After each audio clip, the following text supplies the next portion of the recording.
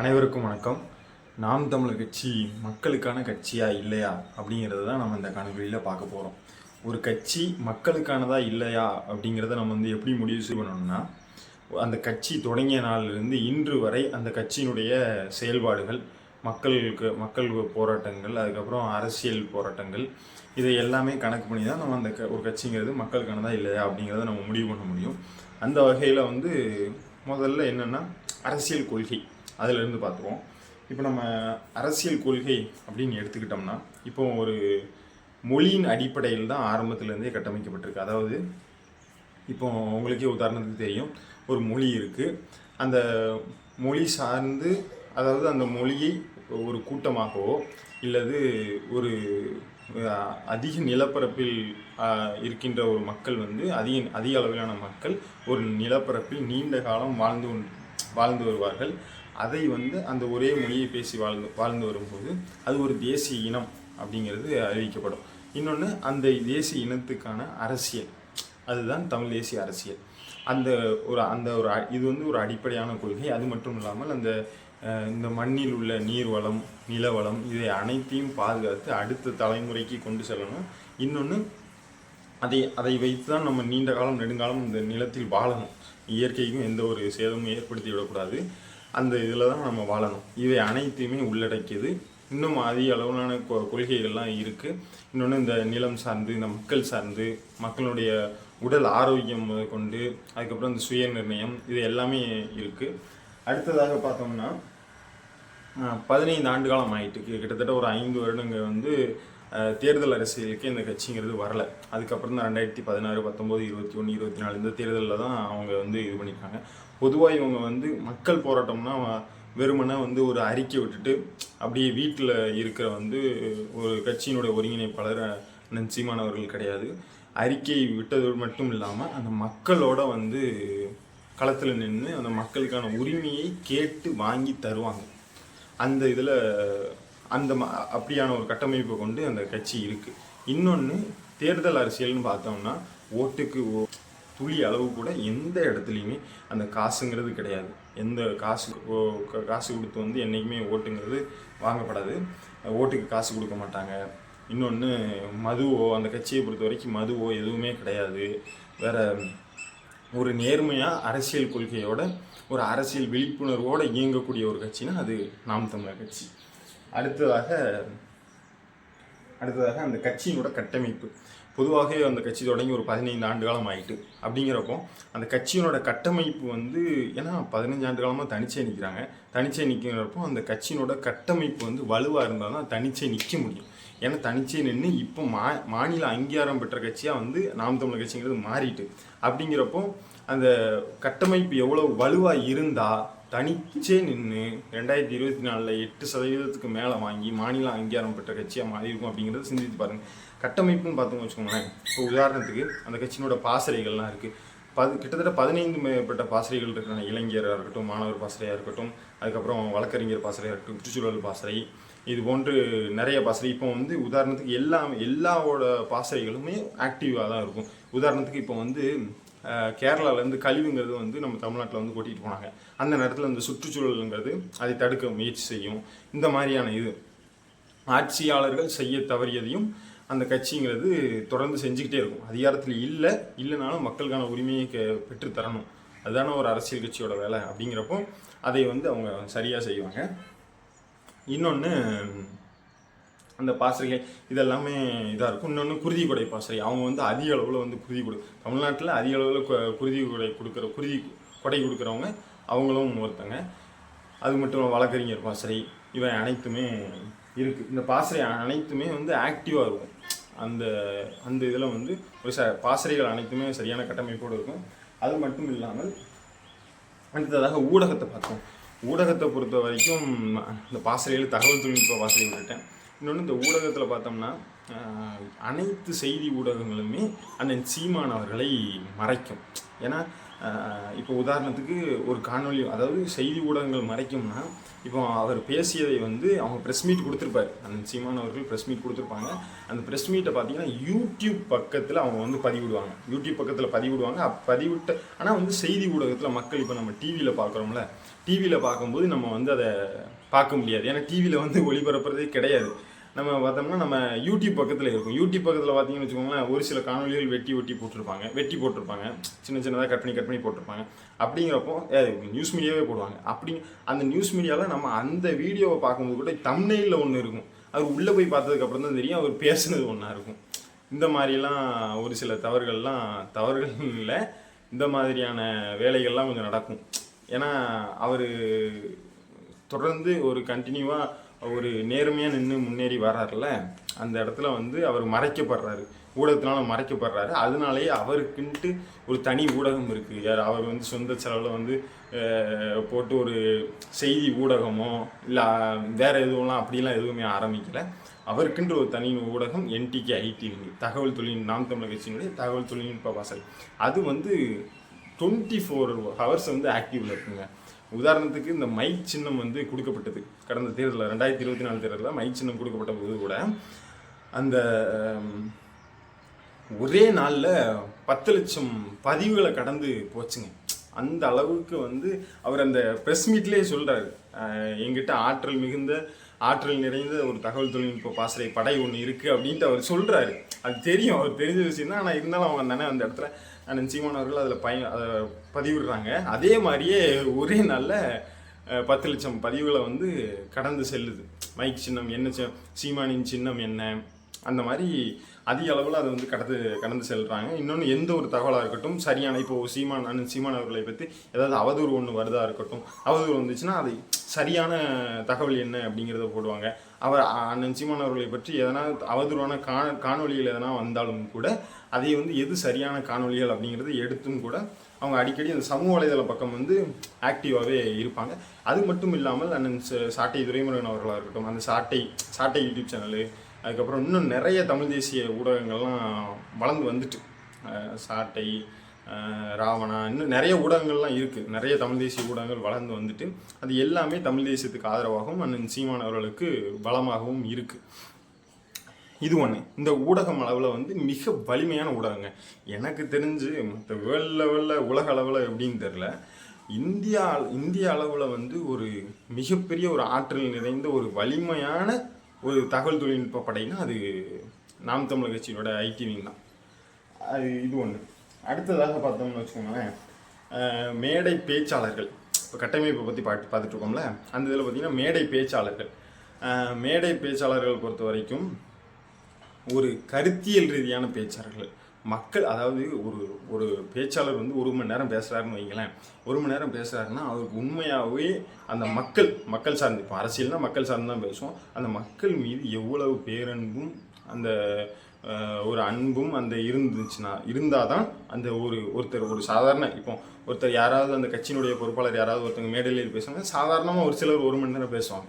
ஏன்னா அப்போ அந்த மக்களுக்கான அரசியல் வந்து எந்த அளவுக்கு தேவைப்படுதா இருந்தால் அவங்க வந்து அவ்வளோ நேரம் பேச வேண்டிய தேவை இருக்குன்னு பார்த்துக்குங்க. அப்போ அந்த மாதிரி கிட்டத்தட்ட ஒரு பேச்சாளர்னு பேச ஆரம்பிச்சாலும் கருத்தியல் ரீதியாக பேசுவாங்க. இது அவதூறுலாம் எதுவுமே பேச மாட்டாங்க. கருத்தியல் ரீதியாக டேட்டாவோட, தகவலோட அதை எடுத்து வச்சு அந்த மக்களுக்காக பேசுவாங்க. இன்னொன்று, அந்த போராட்டம்னு பார்த்து மேடை பேச்சாளர்கள் இது கூட கருத்தியல் ரீதியான பேச்சாளர். இப்போ உதாரணத்துக்கு சீமான் அவர்களே இப்போ மேடையில் பேசுகிறாங்கன்னா, அவரே இப்போ சும்மா அவரை வந்து என்ன சொல்கிறது, அவர் மக்களுக்காக இப்போ மக்களுக்கான அரசியலை பேச சொல்லணும்னா கூட அவருக்கான நேரத்தை கொடுத்துட்டு அது 3 மணி நேரம் கூட அவங்க பேசுவாருங்க. சும்மா ஏதோ ஏனோன்ட்டுலாம் பேசிட்டு போக மாட்டார்.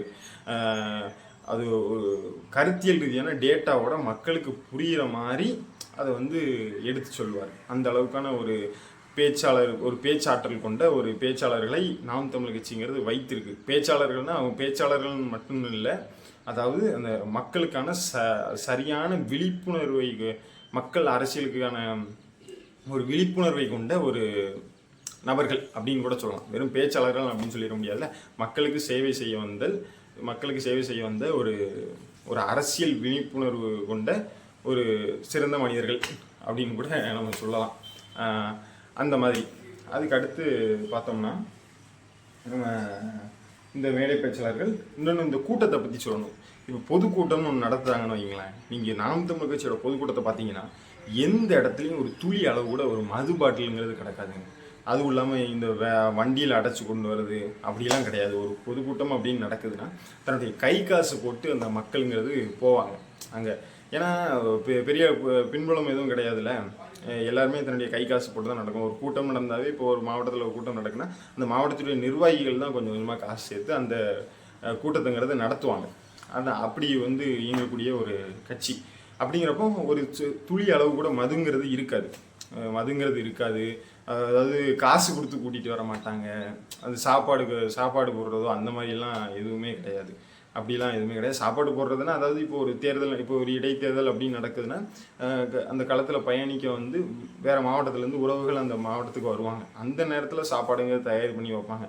மற்றபடி 200 ரூபா தருவாங்க, மதியம் சாப்பாடு தந்துடுவாங்க, கூட்டத்துக்கு வாங்க அப்படின்னு சொல்லிட்டுலாம் எந்த ஒரு கூட்டத்தையும் அவங்க கூட்டுறதே கிடையாது. ஏன்னா திடீர்னுங்க இப்போ ஒன்றும் இல்லை, முன்னறிவிப்பு இல்லாமல் பெரிய அளவில் சுவரெட்டி ஒட்டாமல் பெரிய அளவில் சமூக வலைதளங்களை காணொலிகள் பரப்பாமல் இன்றைக்கு ஏதாவது ஒரு மாவட்டத்தில் ஒரு கூட்டத்தை போட்டால் கூட அதிக அளவில் மக்கள் திரண்டு நிற்பாங்க. ஏன்னா அந்த அளவுக்கு ஒரு மக்களுக்கு மக்கள் மனதில் நின்ற ஒரு கட்சினா மக்கள் மனதிற்கு சென்ற கட்சி. அதாவது ஏன்னா உண்மையாகவே மக்களுக்கு பணியாற்றும் போது, அரசியலில் பணியாற்றும் போது அந்த மக்களிடம் சென்றிருப்பார்கள். அந்த மாதிரி மக்களிடம் சென்று அந்த மக்கள் திரண்டு வந்தது தான் அந்த ஒரு பொதுக்கூட்டம் நடக்கிறதா இருக்கட்டும். அவ்வளோ இப்போ உதாரணத்துக்கு மே 18 கூட நடந்துச்சு. மே 18 கூட பார்த்தீங்கன்னு வச்சுக்கோங்களேன், ஒரு கிட்டத்தட்ட எப்படியும் ஒரு 35,000 மேலே இருக்கும்னு நினைக்கிறேன். எனக்கு தெரிஞ்சு 40,000 பேர் கூட இருக்கலாம். அந்த ஒரு பாடல்கள் உறுதிமொழி எடுக்கிறாங்க மே 18 அன்னைக்கு கோயம்புத்தூரில் நடக்குது. அந்த உறுதிமொழி எடுக்கும்போதுங்க அனைவருமே ஒரு இராணுவ கட்டுப்பாட்டோடு இருந்தாங்க. அவ்வளோ ஒரு ஒழுக்கத்தோட ஒரு இராணுவ கட்டுப்பாட்டோட அந்த கூட்டம் அந்த நேரத்தில் நீங்கள் அதை பார்க்கலாம். ஏன்னா ஒரு 40,000 பேர்கிட்ட அதாவது ஒரே நோக்கத்தோட ஒரே எண்ணத்தோடு நிற்கிறதுங்கிறது சாதாரணமான விஷயங்கிறது கிடையாது. அப்படி ஒரு கட்டுப்பாட்டை வைத்திருக்கிற கட்சி. இன்னொன்று பொருளாதாரத்தை பார்த்துருவோம். ஏன்னா நிறைய பேர் யோசிக்கலாம், அந்த கட்சிக்கு எப்படி பொருளாதாரம் எங்கேருந்து வருது, எப்படி வருது அப்படின்னு சொல்லி நிறைய பேர் யோசிப்பாங்க. ஒரு சிம்பிள் தாங்க, வேறு ஒன்றுமே இல்லை. மக்கள் தான் நிதி கொடுக்குறாங்க, வேறு ஒன்றும் இல்லை. இப்போ அந்த பொதுக்கூட்டம் நடக்கும்போதாக இருக்கட்டும் பார்த்தீங்கன்னு வச்சுக்கோங்களேன், அந்த இடத்துல நிறைய இடத்துல அந்த குடத்தை, அதாவது இந்த ஒரு உண்டியல் மாதிரி செஞ்சு அதை எடுத்துகிட்டு போவாங்க. ஏன்னா மக்கள்கிட்ட தான் வேறு வழி, ஏன்னா மக்கள்கிட்டருந்து வாங்கி தான் இது பண்ண முடியும். தன்னுடைய இப்போ ஒருத்தவங்கிட்ட ஒரு 1000 ரூபா இருக்குது, அதாவது தன்னுடைய செலவு போக ஒரு 1000 ரூபா இருக்குது. சரி நம்ம கட்சிக்கு நிதி பங்கிடலாம் அப்படிங்கலாம். அதுக்கு மேலே ஒரு தனிநபரால் கொடுக்க முடியாது. அப்படிங்கிறப்போ ஒவ்வொருத்தருகிட்டே வாங்க வேண்டிய தேவை இருக்கும். மக்கள்கிட்ட தான் சேகரிக்கணும். அந்த மாதிரி தான் அப்படி மக்கள்கிட்ட இருந்தால் அந்த நிதிங்கிறது வாங்கப்படுது. இன்னொன்று வெளிப்படையாக இருப்பாங்க, பொருளாதாரத்தில் வெளிப்படையாக இருப்பாங்க. உதாரணத்துக்கு மே 18 கூட அந்த அண்ணன் இடுமாவனம் கார்த்திக் அவர்கள் கூட சொல்லியிருந்தாங்க.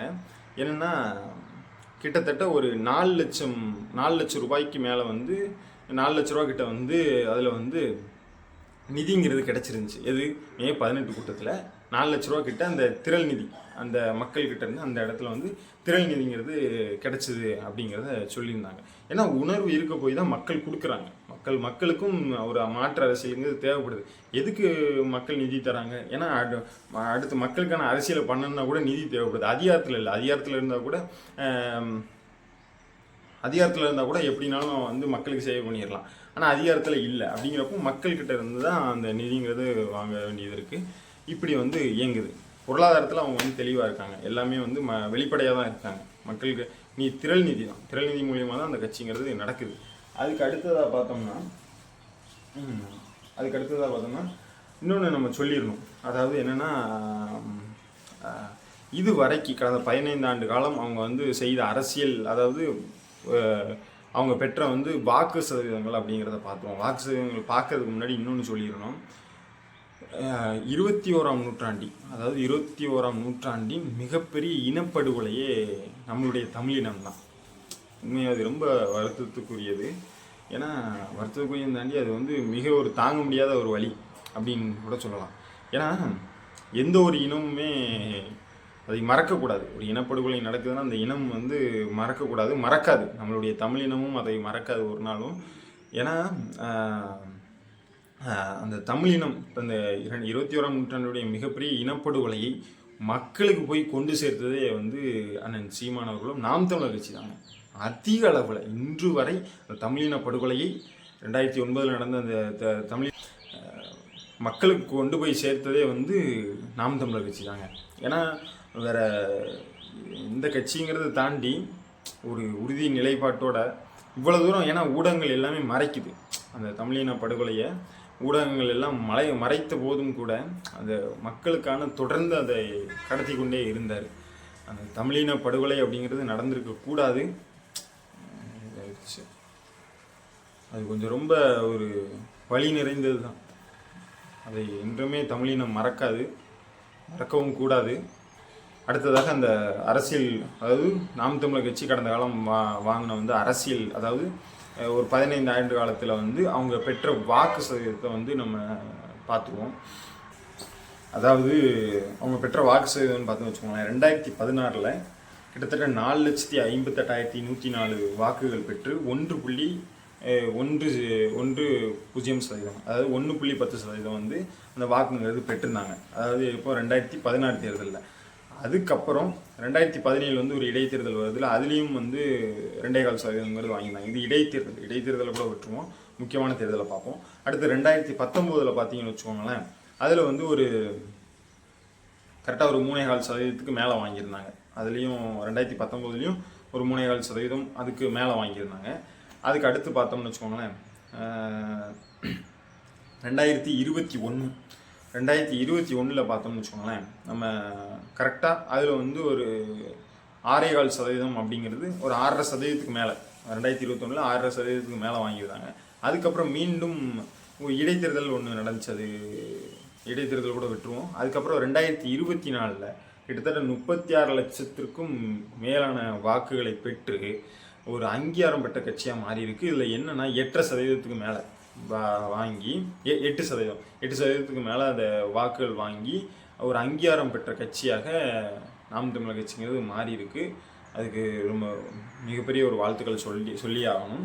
ஏன்னா அந்த முக்கியமாக இந்த மாநிலம் இப்போ இதுவரைக்கும் 15 ஆண்டு காலம் மக்களுக்காக உண்மையாக உழைத்து மக்களுக்காக போராடி அந்த 8% வாக்குகள் வாங்கினாங்கல்ல, இது எப்படி வாங்கப்பட்டுச்சுன்னா, ஒரு ₹1 கூட காசு கொடுக்கல, ஒரு திரை கவர்ச்சி கிடையாது, எதுவுமே கொடுக்கறது கிடையாது, மதுவே ஒழிக்கணும். இந்த கட்சியோட இன்னொரு கொள்கையில் ஒன்று மதுவை ஒழிக்கணும், இன்னொன்று ஊடக ஆதரவு கிடையாது. இப்போ எதுவுமே இல்லாமல் 8% மேலே இந்த நாம் தமிழர் கட்சிங்கிறது வாக்குகள் பெற்று அங்கீகாரம் பெற்ற கட்சியாக மாறி இருக்குது. அதுதான் உண்மை. அடுத்ததாக பார்த்தோம்னா, இதை அனைத்துமே வைத்து நம்ம முடிவு பண்ணிடலாம். நாம் தமிழர் கட்சிங்கிறது மக்களுக்கான கட்சியாக இல்லையா அப்படிங்கிறது என்னென்னா, உறுதியாக நாம் சொன்னதிலிருந்தே மக்களுக்கு புரிஞ்சிருக்கும், நாம் தமிழர் கட்சிங்கிறது மக்களுக்கான கட்சி தான்.